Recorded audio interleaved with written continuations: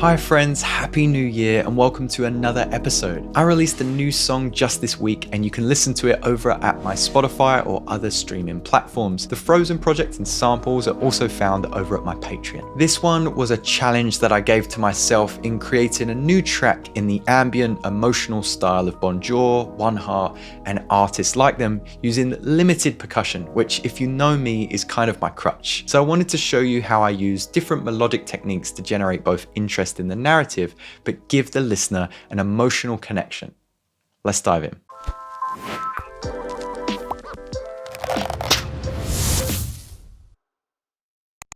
I started things off with just a chord progression and melody loop, and I would suggest that you guys do the same, as the entire track is going to hinge on just these two elements. Okay, so I'm in the BPM of 114, which is fairly fast for an ambient track, and I'm starting my chords off with the A flat minor. I then go to the E flat minor before moving on to the E major 7th, and then ending on the E flat minor once again. Now my chord progression remains the same throughout. You can see here that it's just the same pattern, but to keep things interesting, I build in extra notes on top. So I think about creating a melodic pattern after this. So after those first 8 bars, we've got the same again, but I think about this descending pattern throughout the chords. And then if I want to create tension towards the end, I think about an ascending pattern as well. Now to generate a nice bit of texture with these chords, you of course want to layer up your synths.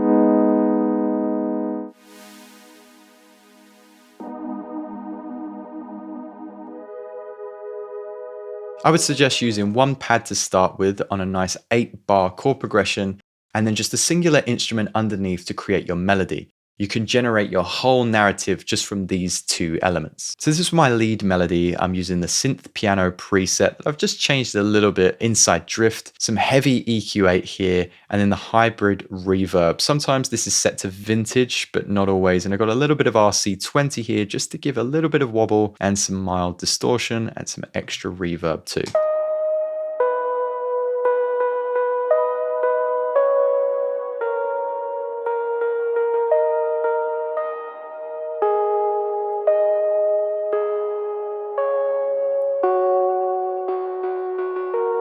So if you struggle with melodies, this is a technique that I try to remember. And I also say this a lot to my one-to-one students. I think I have some spaces left over at the Patreon if you want to study with me. You want a kind of rising and falling pattern, and you want it to end normally within a semitone or tone of where your starting note is going to be. And that creates a nice story to your melody. So as you can see here, I'm kind of dipping down, coming back up, dipping lower, coming back up, dipping down, and then coming back up to resolve here. Another technique that I use is to keep it pretty repetitive all the way through, but you can clearly see that it's busy towards the start and more simplistic towards the end.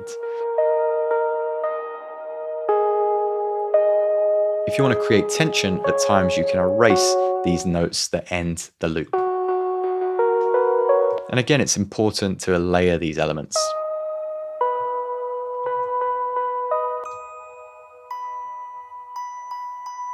In the intro, I just hint at this melody before removing it completely. Think about how you might tease the melody and give the listener a feel for what's to come to plant that seed of an earworm-worthy tune.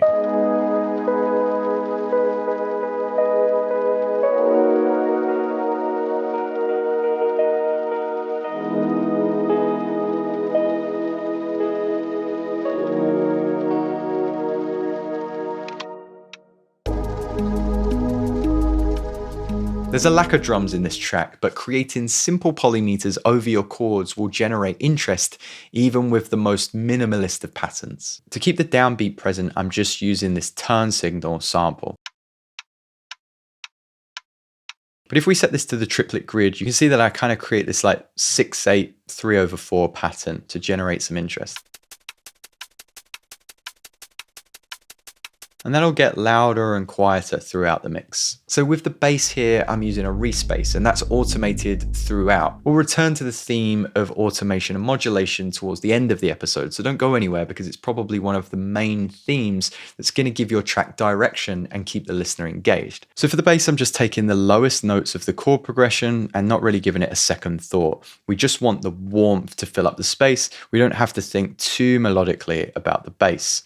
However, I am using a respace preset because it gives us plenty of harmonic value to be pulled out of smaller speakers. Don't forget that this episode is sponsored by DistroKid. This track was released via DistroKid to ensure that it was on all of the streaming platforms, and I created the artwork using it too. Through your DistroKid membership, you also have access to DistroPic, which I use to generate a ton of AI images around the same theme for future releases. It's super easy to use and makes everything come together in a professional manner. Use the link in the description to get 7% off your first year. Now, let's get back to the episode. Let's look at elements that give tension or underlying urgency. So one of the newest elements when the track drops is this rising element. It's very subtle. It's found in kind of the mids of the EQ span. And I'm just using the operator, a little bit of RC20, probably copied and pasted the same preset as earlier. Utility to just automate the gain, and then a little bit of EQ8 so we don't get too many lows. These are offset slightly from the downbeat and oppose literally every other melodic element in the track that is descending. This gives the track some balance, but a sense of tension too. You want to use this technique sparingly as to not overwhelm the listener. Repeating piano notes is another technique that I've used in this track. It's literally the same piano key with lots of reverb to once underline the pulse of the track, but to give urgency to each drop. They're ever more present, they're in a higher octave, and I'm making sure that I pan them left to right. But the urgency is found at the very end, where I introduce 4 lower octaves. This is kind of a beginner technique, but if you just create a long pitch bend, it immediately gives that sad emotional feel. And I like to wash that note out with a bunch of reverb. Just make sure that you've got enough of the note to begin with so your listener knows what key you're in. Okay, so finally, modulation. You can hear modulation throughout this track, and it's key to keeping the listener hooked until the end. You don't want your audience zoning out, so here's a list of things that you can automate to make your melodic track feel like it's a living, breathing organism. I'm adding so much automation. I've got filter sweeps from the respace. You also hear a little bit of auto pan automation here. This is attached to a whole chord group and introduced by the amount, and then you're just taking the rate down over time. Over time, I'm increasing how much this synth here can be heard. So it's not too buzzy here, but by the end of the chord progression, it's way more bright and present. And throughout the track, automate the volume, the EQ, low pass and high passes. Make sure that things have more reverb and are further washed out or are closer to the listener and dry. You can automate the width and the pan of instruments and make things feel more vibrato and pitch bendy, so they're feeling a little bit unstable, adding tension, or very straight without unison and in mono, and those parts will feel a little bit more comforting and stable. Applying all of these elements together will help you create a track that feels like it has a story, emotion, and it's interesting from start to finish. Let me know what you want to see in future episodes down below. Visit the Patreon to download hundreds of exclusive templates and hit that subscribe button so you don't miss any future episodes.